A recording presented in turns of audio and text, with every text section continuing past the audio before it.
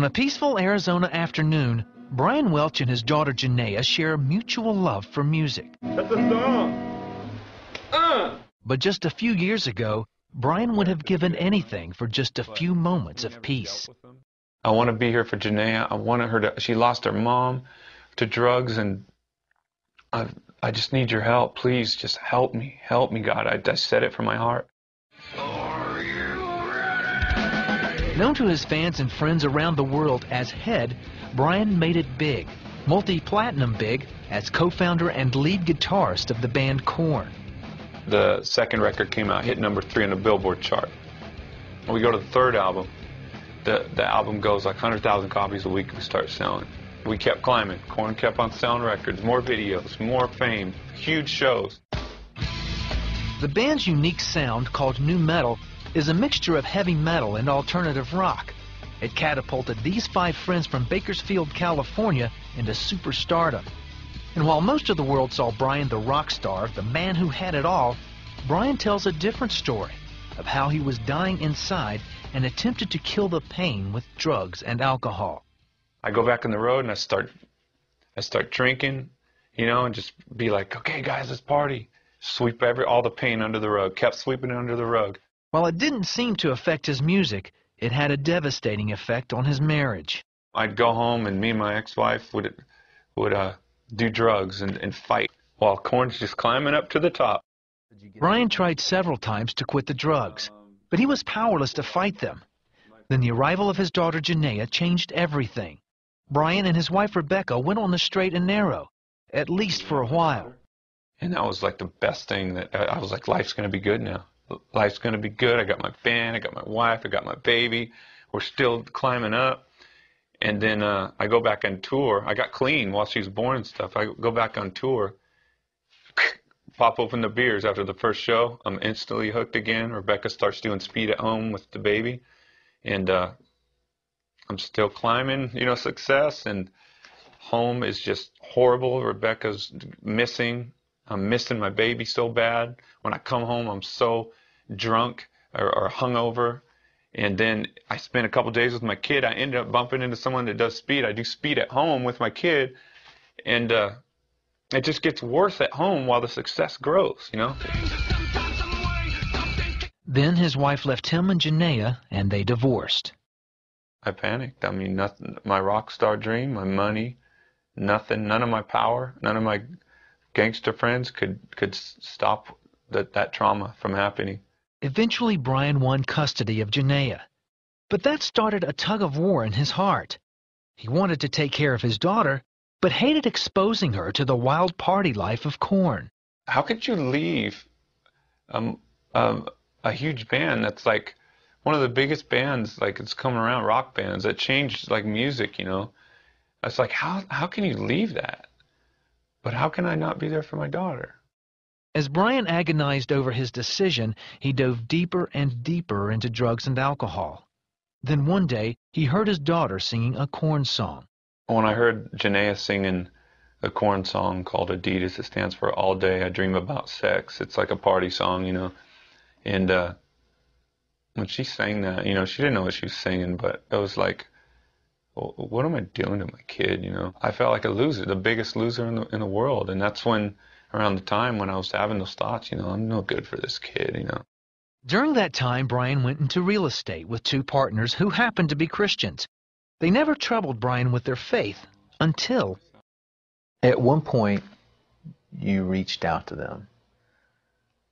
What happened? What made you reach out to them? And because you knew they were Christians. They actually reached out to me. Through an email, Brian told his partners how his life was falling apart. One of them replied with a verse from the Bible. "Come to me, all you who are weary, and I will give you rest." And I was like, could Jesus be real? I was thinking that in my mind. Is this guy not just a goody-goody? Could there really be a God? And is he calling me? And I was like, I looked up that scripture and I wanted it to be true. Eventually, Brian went to church with him. So we went to the service and the music came on and all these people went up to the front, started praying, and I was like, this place is weird. But I was drawn. I felt something going on. he said, does anybody want to receive Christ? And I did it for myself. I was like, and I said the prayer, went home, rolled up a $100 bill, laid out a big line of speed, snorted it, and said, I remember it perfectly too. I was clear. And I said, Lord, if you're real like that guy says, please take these drugs from me. I can't quit. I want to do them, but I want to stop. Brian snorted speed and read the Bible for a week, searching for answers. Then one day, and I felt this peaceful presence, and I started shaking a little bit, and I got goosebumps everywhere. And the first thing I felt was, I love you. And I was like,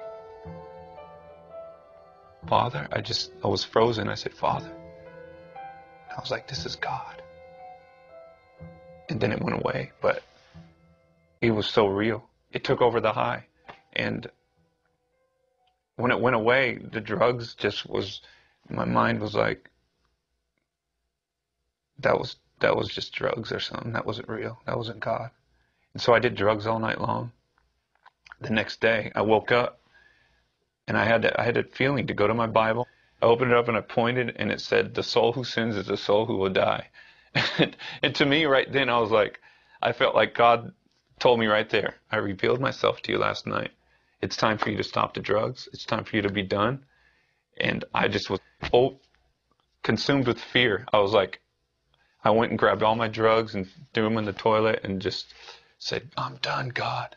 I'm yours now. I'm yours. And it's the last time I did drugs. That's pretty major for that to happen, for somebody to be on drugs for so long. Yeah. It was a miracle. And to be totally clean. at that same time in 2005, Brian split from Korn and sent the music world into a spin. Brian, on the other hand, was baptized in the Jordan River and started his new journey.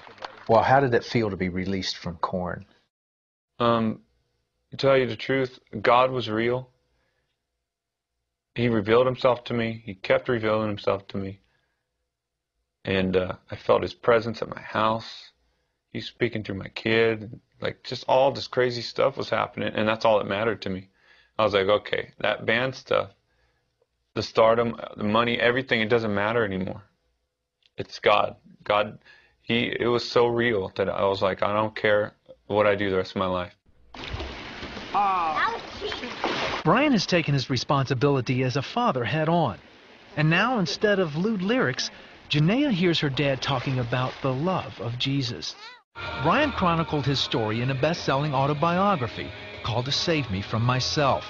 He's also back in the studio working on a new album. Both the book and the music reflect Brian's journey from self-destruction into the loving arms of God. Why do you think God put you here on this earth? He put me on earth to have fellowship and intimacy with him. And I'm going to spend as much time as I could possibly spend getting to know him every day. I don't want to waste any time. I wasted enough time. It's just, that's what I'm put on earth to do. Is be intimate with God, get to know him as much as I can in here, and let him fill me with his Spirit so he can do the work by bringing people into the kingdom.